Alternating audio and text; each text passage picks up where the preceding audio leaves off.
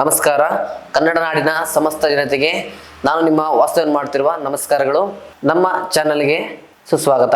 ಇಂದಿನ ವಿಡಿಯೋದಲ್ಲಿ ನಾನು ನಿಮಗೆ ಧನಸ್ಸು ರಾಶಿಯ ಅಕ್ಟೋಬರ್ ತಿಂಗಳ ಮಾಸ ಭವಿಷ್ಯವನ್ನು ತಿಳಿಸ್ಕೊಡ್ತಾ ಇದ್ದೇನೆ.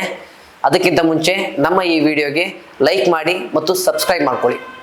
ಮೊದಲನೇದಾಗಿ ಧನಸ್ಸು ರಾಶಿಯ ಉದ್ಯೋಗ ಮತ್ತು ಆರ್ಥಿಕ ಸ್ಥಿತಿಯ ಬಗ್ಗೆ ನೋಡೋದಾದರೆ, ಉದ್ಯೋಗದಲ್ಲಿ ಇವರಿಗೆ ಫಾರಿನ್ ಯೋಗ ಆಗ್ಬೋದು, ಜೊತೆಗೆ ಮಾಡ್ತಕ್ಕಂಥ ಎಲ್ಲ ಕೆಲಸದಲ್ಲೂ ಸಫಲತೆ ಅಂದರೆ ಸಕ್ಸಸ್ ಅನ್ನೋದು ಸಿಗುತ್ತೆ. ಆದರೂ ಕೂಡ ಇವರು ಯಾವುದೇ ಕಾರಣಕ್ಕೂ ಮುಂದೆ ಹೋಗ್ಲಿಕ್ಕೆ ಪ್ರಯತ್ನ ಮಾಡೋದಿಲ್ಲ, ಹಿಂದೆ ಹಾಕುವಂಥದ್ದು ವಿಚಾರ ಜಾಸ್ತಿ.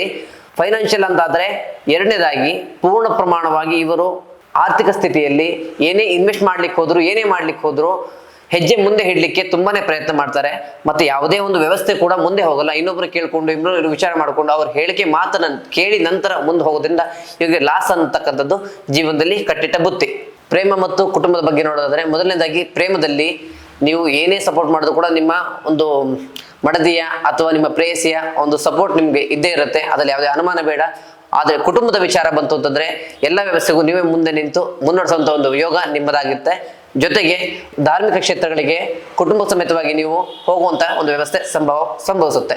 ಹಾಗೆ ಆರೋಗ್ಯದ ವಿಚಾರ ಬಂತು ಅಂತಂದ್ರೆ, ಆರೋಗ್ಯದಲ್ಲಿ ನಿಮಗೆ ಹೇಳ್ಕೊಳ್ಳುವಂತ ಸಮಸ್ಯೆ ಇಲ್ಲ ಅಂತಂದ್ರೂ ಕೂಡ ಅತಿಯಾದ ಸ್ಟ್ರೆಸ್ ಇಂದ, ಅತಿಯಾದ ಕೆಲಸ ಕಾರ್ಯದಿಂದ ಸ್ವಲ್ಪ ಸ್ಟ್ರೆಸ್ ಫ್ರೀ ಆಗಬೇಕು, ಅದು ನಿಮ್ಮ ಮೂಲ ಮುಖ್ಯ.